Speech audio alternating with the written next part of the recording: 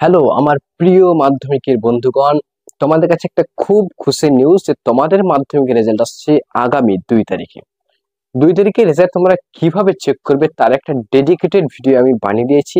আগের ভিডিওটা তোমরা গিয়ে দেখে নিতে পারো যে মাধ্যমিকে তোমরা জাস্ট 1 মিনিটের মাধ্যমে কিভাবে ওয়েবসাইট বা অ্যাপস এর মাধ্যমে রেজাল্ট চেক করতে পারবে। তো আজকের ভিডিওটা কিসের জন্য, নিশ্চয়ই থাম্বনেল দেখে বুঝে নিয়েছো যে আজকের ভিডিওটা হচ্ছে তোমাদের বেশ কিছু প্রশ্ন থেকে নেওয়া। অর্থাৎ কিছুজন প্রশ্ন করছে যে স্যার গ্রেস মার্কস কি।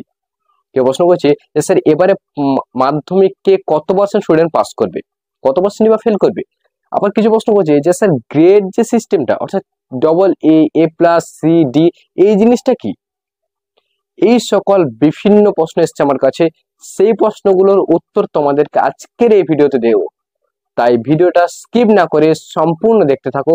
আর চ্যানেলে নতুন হয়ে থাকলে চ্যানেলটা অবশ্যই সাবস্ক্রাইব করে আমাদের সঙ্গে জুড়ে যাও।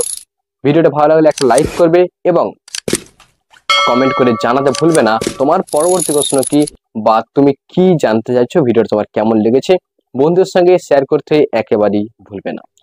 তোমাদের যে প্রশ্নগুলো দিয়েছি তার মধ্যে থেকে বেশ কয়েকটা প্রশ্ন আমি বেছে নিয়েছি, যার মধ্যে একটা প্রশ্ন হচ্ছে যে স্যার এবারে মাধ্যমিকে কত পার্সেন্ট স্টুডেন্ট পাস করবে। বলে বাহুল গত 3 বছরে অর্থাৎ 2022, 23, 24 যে 3টে বছর পেরিয়ে গেছে, সেই 3 বছরে কত স্টুডেন্ট পাস করছে। সেখানে যদি আমি ক্যালকুলেশন করে দেখি যে প্রায় 90% স্টুডেন্ট পাস করে গেছে বিগত 3টে বছরে। অর্থাৎ 2022 সালে যদি দেখি তাহলে 88% স্টুডেন্ট পাস করেছে।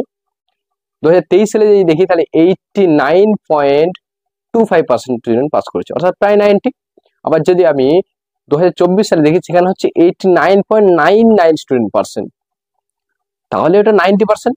তো এবারে সবচেয়ে বেশি সম্ভাবনা যে 90 থেকে 95%-এর ভিতরে স্টুডেন্ট থাকবে যারা এবছর পাস করবে।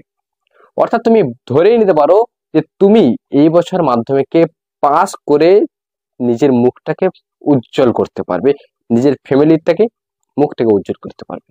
তাহলে কত পার্সেন্ট পাস করলো সেই হিসাব নিকাশটা তুমি জেনে গেলে। এবার চলে আসছি যে গ্রেড সিস্টেমটা কি। অর্থাৎ কেউ ডবল এ পাচ্ছে, কেউ আবার এ পাচ্ছে, কেউ আবার সি পাচ্ছে। স্যার এই জিনিসটা কেন, এই ভেদাভেদটা কেন, কি হিসেবে এই ভেদাভেদটা করা হয়, সেটার আজকে পুরোটা তোমাদেরকে জানিয়ে দেবো।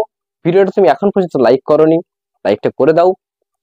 চলো তাহলে জানিয়ে দিই তোমাদেরকে যে double A K pi, A plus কে পাই, এ কে পাই, পুরো জানকারি আজকে তোমাদেরকে বলে দিচ্ছি। প্রথমে বলি, যারা ধরো কোন একটা সাবজেক্টে বা পুরো মার্কশিটে 100 থেকে 90-এর মধ্যে পেয়েছো, অর্থাৎ 90-এর উপরে পেয়েছো, 100-র নিচে পেয়েছো, ধরো 91, 92, 96, 97 যারা পার্সেন্টেজ নাম্বার পেয়েছো তারা হচ্ছে ডবল এ, অর্থাৎ আউটস্ট্যান্ডিং স্টুডেন্ট। তারা তাদের সঙ্গে অন্য কোন স্টুডেন্টদের তুলনায় হয় না, অর্থাৎ তারা হচ্ছে খুব আউটস্ট্যান্ডিং স্টুডেন্ট। বা তুমি কোনো একটা সাবজেক্টে ধরো পেয়েছো 95, অর্থাৎ 90-র উপরে 100-র নিচে পেয়েছো বা 100 পেয়েছো, তাহলে তুমি সেই সাবজেক্টে ডবল এ পেয়েছো বা আউটস্ট্যান্ডিং পেয়েছো। এবার চলে আসি এ প্লাস কি না, আউটস্ট্যান্ডিং ডবল এ তার চেয়ে একটু নিচে। সেটা কি, যদি কোনো স্টুডেন্ট 80-র উপরে পাই এবং 90-র নিচে, অর্থাৎ 80 থেকে 89-এর মধ্যে যদি কেউ নাম্বার পেয়ে থাকো, ধরো তুমি 85 পেয়েছো, তাহলে তুমি পাবে এ প্লাস, সেটা হচ্ছে এক্সেলেন্ট স্টুডেন্ট। অর্থাৎ তার মানে তুমি হচ্ছে এক্সেলেন্ট স্টুডেন্ট, মানে 80-র উপরে 89 পর্যন্ত। 90-র নিচে যদি কোনো সাবজেক্টে বা টোটাল মার্কস যদি এটা পাও তাহলে তুমি পাবে এ প্লাস। তারপরে চলে আসছি এ, অর্থাৎ তুমি যদি 60-র উপরে পাও এবং 80-র নিচে, ভালো করে মনে রাখবে, যদি 60-র উপরে পাও এবং 80-র নিচে যদি পাও তাহলে তুমি পাচ্ছ এ। অর্থাৎ 60 থেকে 79 পর্যন্ত, এতটা লং ডিস্টেন্স 60 থেকে 79 পর্যন্ত হচ্ছে এ, অর্থাৎ তুমি একটা ভেরি গুড স্টুডেন্ট। তুমি ধরো কোনো সাবজেক্টে নাম্বার পেয়েছো 65, 75, 70, তাহলে তুমি পেয়ে যাচ্ছ এ, অর্থাৎ তুমি একটা ভেরি গুড স্টুডেন্ট। এরপর চলে আসছি বি প্লাস। বি প্লাসটা হচ্ছে কি, যদি তুমি 45 থেকে 59 পর্যন্ত পাও, অর্থাৎ 45-এর উপরে 60-এর নিচে যদি তুমি কোনো সাবজেক্ট পেয়ে থাকো তাহলে তুমি হচ্ছে একটা গুড স্টুডেন্ট। অর্থাৎ তুমি ধরো কোনো একটা সাবজেক্টে পেয়েছো 50 বা 50 পেয়েছো, বা তোমার পুরো ওভারঅল মার্কসটা হয়েছে 46%, 51%, তাহলে তুমি পাচ্ছ বি, অর্থাৎ বি গ্রেডের স্টুডেন্ট তুমি, অর্থাৎ একটা গুড স্টুডেন্ট।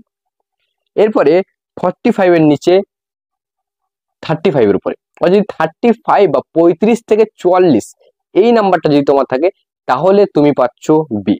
এর আগে একটা পেলে বি প্লাস, এবার হচ্ছে বি। কতটা? যদি 35-এর উপরে পাও এবং 44-এর নিচে পাও তাহলে তুমি হচ্ছে একজন স্যাটিসফ্যাক্টরি স্টুডেন্ট, মানে তুমি ব্যাস স্যাটিসফ্যাক্টরি, এই নাম্বারটা পেয়ে তোমাকে সন্তুষ্ট থাকতে হবে। এরকম যদি হয় তাহলে তুমি পাচ্ছ বি গ্রেড।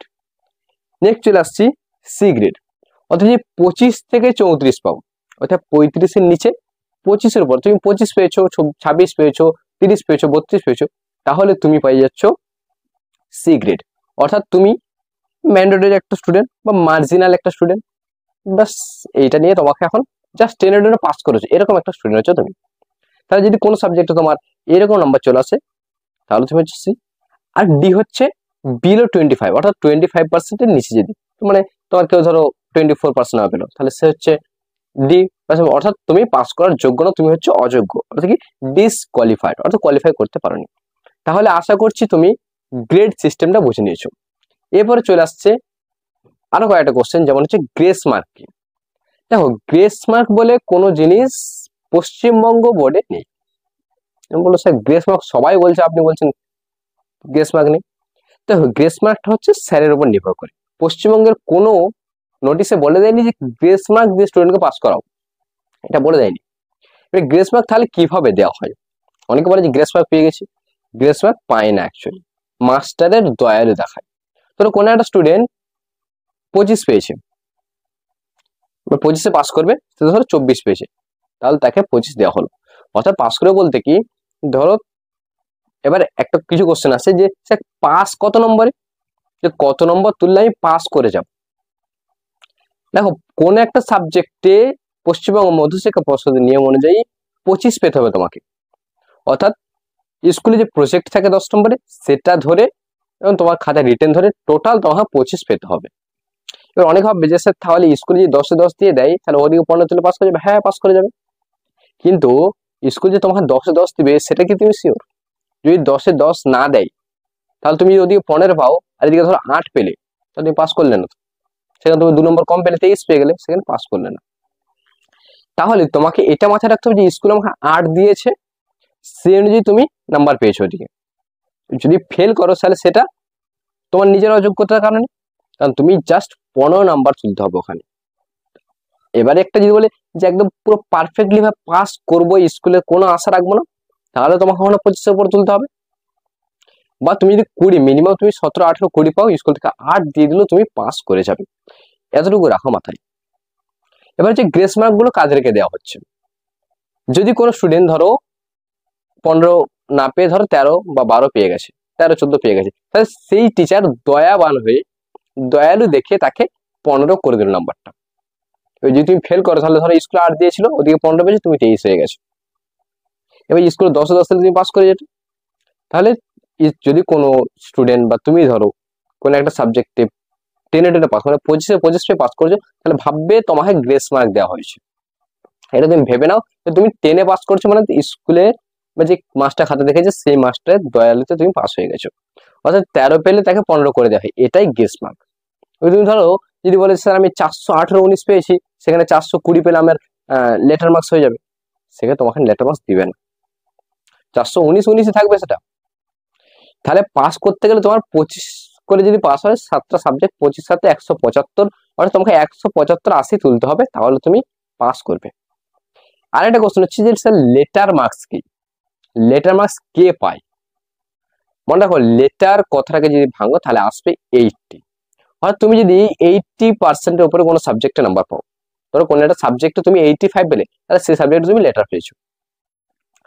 তাহলে লেটার মার্কস কি, কোন একটা সাবজেক্ট তুমি যদি 80-র উপরে পাও তাহলে সেই সাবজেক্টে তুমি লেটার মার্কস পেয়েছো, বা তোমার ওভারঅল যদি তুমি 80-র উপরে পার্সেন্টেজ নাম্বার পাও তাহলে তুমি লেটার মার্কস পেয়েছো। তাহলে আজকের ভিডিওটা এই পর্যন্তই। তোমাদের যা তথ্য ছিল বা যা জানার কোশ্চেন ছিল, এগুলো বেসিক কোশ্চেন ছিল, এগুলো তোমাদেরকে জানিয়ে দিয়েছি।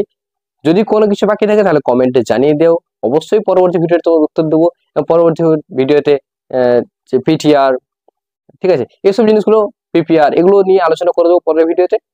আজকের ভিডিওটা কেমন লাগলো সেটা কমেন্টে জানিয়ে দেবো, লাইক করো, আর যাওয়ার আগে সাবস্ক্রাইবটা করে যাও। ভালো থেকো, সুস্থ থেকো।